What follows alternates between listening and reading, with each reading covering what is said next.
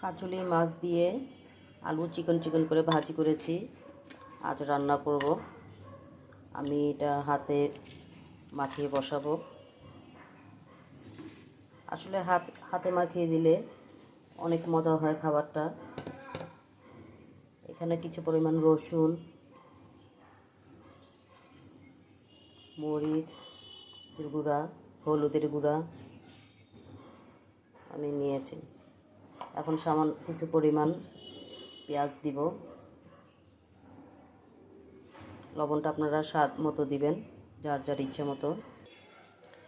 কিছু টমেটো দিব।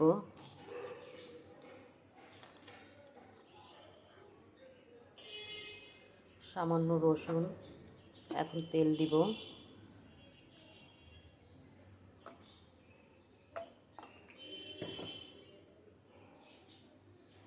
হাতে মাখাবো।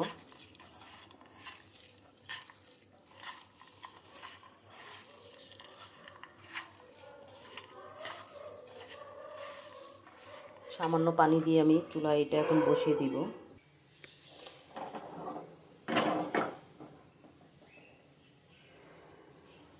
চুলাতে আমি বসিয়ে দিলাম। চুলার আঁচটা মিডিয়াম আঁচে আছে। এটা 10 থেকে 15 মিনিট রাখবো।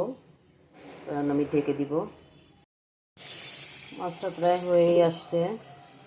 এখন আমি কিছু ধনেপাতা ও কাঁচামরিচ দিয়ে নামিয়ে দিব।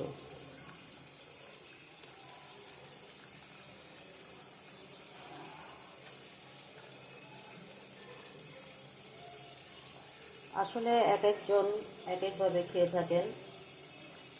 সবার রান্নার ধরন আর তো এক হয় না, যে যেভাবে ইচ্ছা সেভাবে খেয়ে থাকে। তবে এইভাবে খেয়ে দেখতে পারে, খুব সুস্বাদু হয়। আমি এখন এটা চুলা থেকে নামিয়ে নিব।